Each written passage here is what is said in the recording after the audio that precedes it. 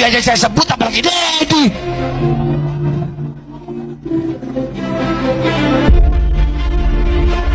Betul, betul, betul. Saya nggak ada urusan, saya nggak ada urusan, nggak ada urusan saya. Iblis saya makan kok. Dedi lagi. Dengar-dengar mau nyalon gubernur dia. Mau nyalon dia ya, dengar-dengar. Kalau dia sampai jadi gubernur, kemarin Purwakarta jadi kota kemusyrikan. Kalau dia sampai jadi gubernur Jawa Barat, maka Jawa Barat akan dia bikin jadi daerah yang penuh dengan kemusyrikan, saudara. Jadi Mulyadi kafir, musyrik. Dan orang lain datang dari negara lain ke sini, tiap hari membanggakan leluhurnya, tiap hari bercerita keunggulan leluhurnya, tiap hari kita harus mendengarkan riwayat-riwayat leluhurnya. Setelah itu kita bermahabbah pada mereka, menghormati mereka, mendewa-dewakan mereka, dan kita menganggap diri kita lebih rendah dari mereka. Bahar, kalau kamu berani lawan saya ini 1 lawan 1, kamu ngatain ke abah saya Kang Deddy Mulyadi musyrik. Omongan kamu itu harus dijaga, Bahar. Kalau berani kamu lawan saya 1 lawan 1, ayo duel. Di mana kita ketemuan, Bahar? Jangan cuma banyak bacot ente. Ayo lawan saya, Bahar. Kamu itu sering ngatain ulama-ulama yang dekat dengan pemerintahan, ulama monyet, ulama setan. Apa bedanya kamu dengan monyet, Bahar? Goblok kamu itu, Bahar. Kamu itu sama seperti ucapan yang kamu katakan, yaitu ulama-ulama bersorban, yaitu kiai monyet ente itu, Bahar. Kalau kamu tahu, goblok kamu itu. Kalau ente berani datang ke Banten 1 lawan 1 dengan saya. Halo, assalamualaikum warahmatullahi wabarakatuh. Halo pemirsa, dimanapun Anda berada, berjumpa lagi dengan saya Selamat Kurung dari Banyuwangi. Semoga penjenengan selalu sehat, lancar rezeki, dan semoga panjang umur. Amin ya rabbal alamin. Oh ya pemirsa, barusan saya habis menengok tentang ceramahnya Bahar Smith yang begitu keras.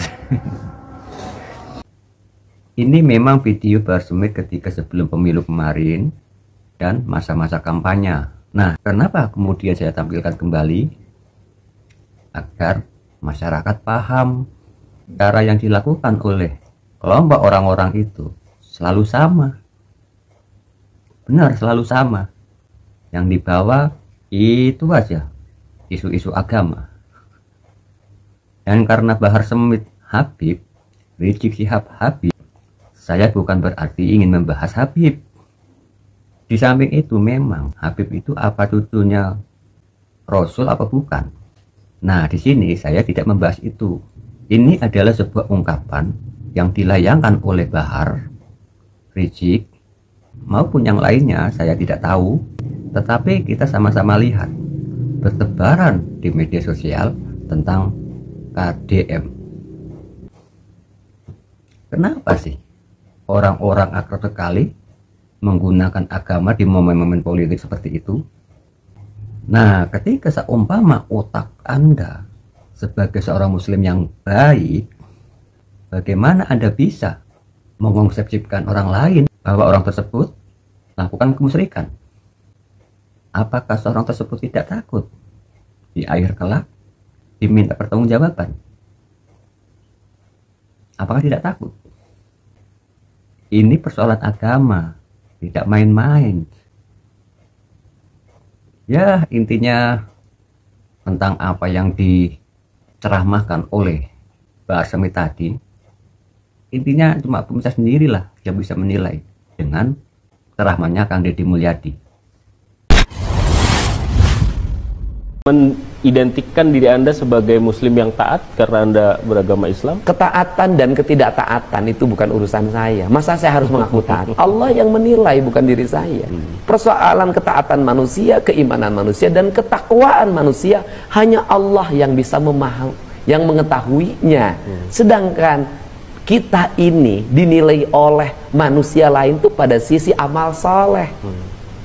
Mungkin kalau saya memimpin ini banyak ngurusin orang-orang miskin, ngurusin anak-anak yatim, bangunin rumah orang-orang miskin, ngurusin orang yang sakit, dijemput ke rumahnya pakai ambulan, dianterin ke rumah sakit, dianterin lagi ke rumahnya, membuka seluruh ruang kelas di rumah sakit, di 11 rumah sakit. Kalau kelas 3 penuh, Anda masuk ke kelas 2. Kalau kelas 2 penuh, masuk ke kelas 1. Biarkan pemerintah bertanggung jawab.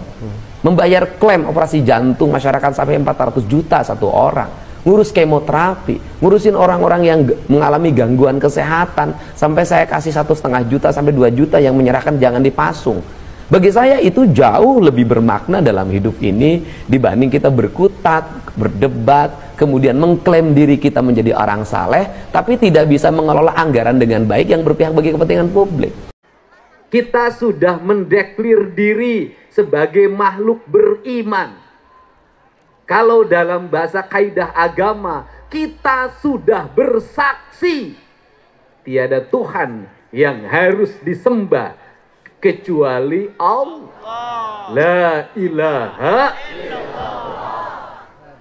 Tetapi ketika kita sudah bersaksi menyembahnya dengan Allah, kita bersaksi menyerahkan sepenuhnya diri ini pada Allah. Kata orang Sunda, hirup ukur sasamperan, awak ukur sasampayan, sariring riring dumadi, sarengkak saparipola, sadaya kersaning Allah, la haula wala quwata illa billah.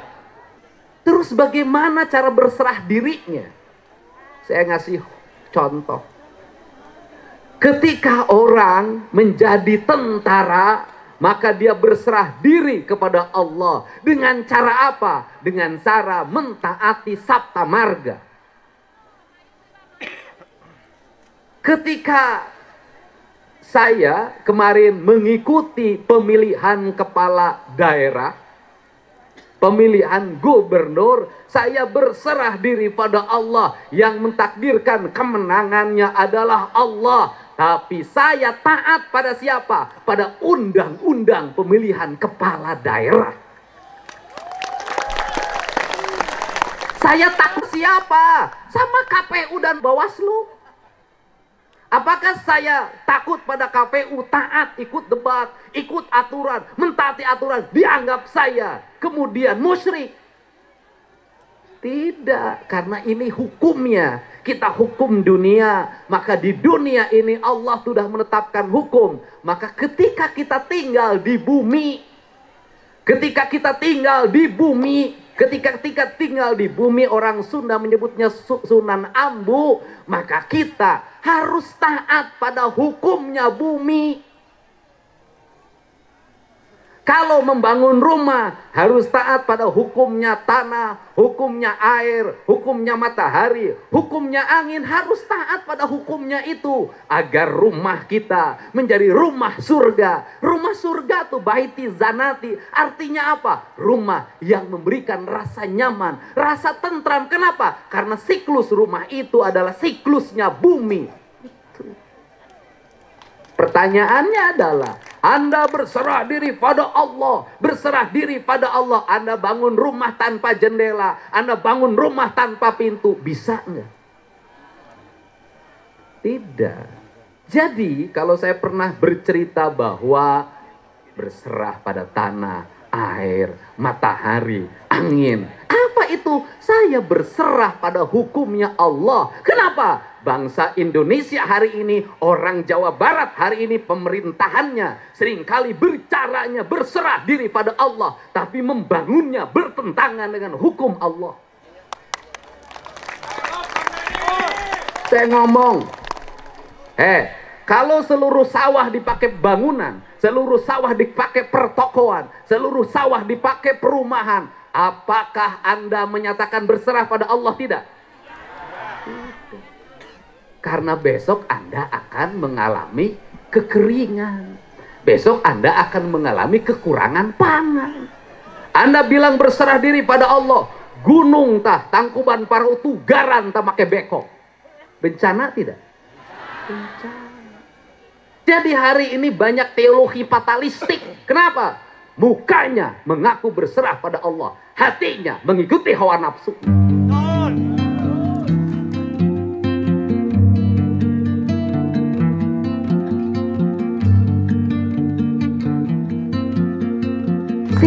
fatalistik ini berbahaya. Kenapa? Akan mengakibatkan kita beragama penuh dengan kepalsuan. Ini penting. Jadi, kunaon atuh orang Sunda teh henteu makmur-makmur.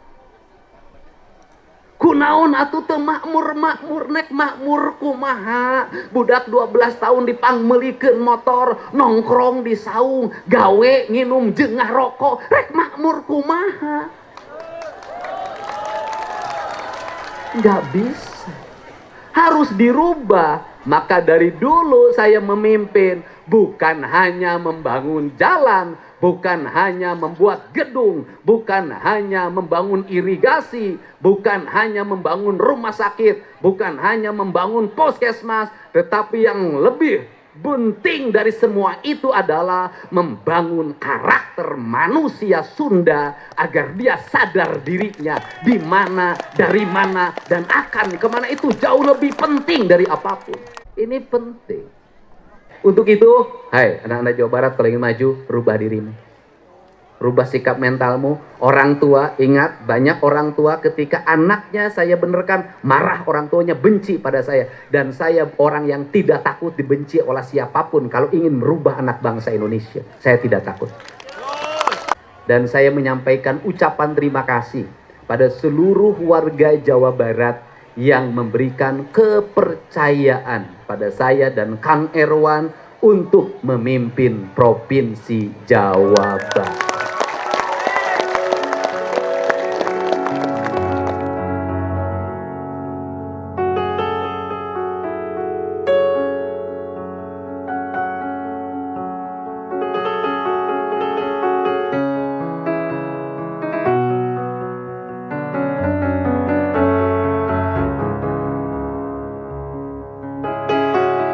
Saya meyakini suara yang 51,6% itu bukan suara yang digerakkan oleh orang. Bukan suara yang digerakkan oleh tim. Tapi suara yang digerakkan oleh hati. Yang keluarnya dari rasa. Dan itu cintanya. Saya tidak bikin kaos. Saya tidak membuat kampanye. Yang saya lakukan hanya bertemu dengan orang saat malam hari agar mereka datang dengan penuh sukacita. Saya tidak suka melihat rakyat dinaikin truk, dikasih kaos yang 10.000, kemudian dikasih pidato yang nggak jelas arahnya. Saya tidak suka itu. Saya ingin bertemu dengan orang dengan keadaan tenang, dengan keadaan jernih. Saya bisa memberikan rasa cinta pada mereka, menghibur mereka, yang pada akhirnya biasa ada 1-2 orang yang bertemu dengan saya di panggung dan itu menyelesaikan problem. Dan seluruh kegiatan ini tidak akan pernah berhenti. Saya akan tetap seperti itu sampai kapanpun. Saya tegasin di sini, saya tidak akan berkantor di gedung Pakuan, terlalu mewah bagi diri saya. Biarkan gedung Pakuan menjadi pusat perpustakaannya orang Jawa Barat, menjadi pusat perpustakaan digitalnya orang Jawa Barat, dan menjadi pusat sejarahnya orang Jawa Barat agar tahu leluhurnya, sehingga seluruh rakyat Jawa Barat nanti bisa datang mengakses ke gedung Pakuan untuk menambah ilmu pengetahuan, bukan hanya sekedar jalan-jalan. Biarkan saya tinggal di sini. Tujuannya untuk apa? Agar saya pergi ke kantor, itu saya bisa berjalan dalam setiap hari, sehingga bisa menemukan banyak masalah yang bisa saya selesaikan dalam perjalanan itu. Saya akan tetap seperti itu. Kenapa? Karena saya merasa bahwa saya bisa seperti ini adalah doanya orang-orang kecil. Doanya orang-orang miskin, doanya anak-anak yatim, doanya orang-orang yang dalam kesusahan. Dan pada akhirnya itu menggerakkan pikiran banyak orang. Banyak orang yang kelas menengah memberikan supporting pada saya. Hanya satu tekad dia. Kalimatnya sederhana. Kalau Kang Deddy hanya menjadi rakyat biasa, bisa menolong 3 orang dalam sehari, mungkin kalau memimpin Jawa Barat bisa jutaan orang yang bisa ditolong. Kebenaran bisa jadi itu hanya disukai sedikit orang. pemimpin tidak boleh mundur karena apa yang diputuskan disukai sedikit orang. Kenapa? Tugas pemimpin adalah menyadarkan banyak orang yang tidak menerima gagasan dan pikirannya. Ingat, setiap gagasan masa depan pasti mendapat tantangan. Pemimpin, biarkan kita dicaci maki hari ini. Ke depan kita akan direnungkan banyak orang. Saya pernah memimpin namanya Purwakarta. Setiap hari saya dicaci maki. Setiap hari saya dikapir-kapirkan dan dimusrik-musrikan. Seluruh langkah saya dianggap tidak ada yang benar. Saya orang yang didemo, tidak ada hari Minggu, tidak ada hari Senin. Setiap hari pernah saya didemo 1 tahun full saya didemo. Tetapi saya selalu berdiri pada pendirian saya. Pada akhirnya setelah lama ditinggalkan dan apa yang dilakukan oleh yang meneruskan saya tidak sesuai dengan keinginan masyarakat, akhirnya orang kembali merindukan kembali Deddy Mulyadi untuk hadir. Itulah kita. Bahasa kasar, lebih baik kita dicaci maki tapi besok kita punya harga diri daripada kita hari ini dipuji, besok kita tidak punya martabat dalam hidup. Nah teman-teman, yang terlanjur hari ini mungkin yang melihat Kang Deddy Mulyadi bermasalah akidahnya, ataupun Kang Deddy Mulyadi omongannya bla bla bla, hati-hati. Boleh jadi Kang Deddy Mulyadi secara spiritual itu lebih dekat dengan Allah Subhanahu wa Ta'ala ketimbang Anda sendiri. Karena urusan kejiwaan, ketakwaan itu pun tidak satupun manusia yang bisa menilai manakah yang lebih tinggi antara satu dengan yang lain. Manusia hanya boleh menilai manusia yang lain atau sesama saudara muslim. Itu awal dari solehnya. Kalau menurut saya pribadi tentang ceramahnya Kang Deddy Mulyadi tadi, menurut saya sangat luar biasa daripada ceramahnya orang-orang yang selalu keluar-keluar jelek-jelekan sesama. Itu sama saja orang ceramah yang seperti itu menambah dosa. Ya udah misal, mungkin cukup segitu ya. Dan ini saya mau pamit dulu diri. Jadi seandainya ada salah kata dari saya mohon maaf sebesar-besarnya. Saya Selamat Guru dari Banyuwangi. Assalamualaikum warahmatullahi wabarakatuh.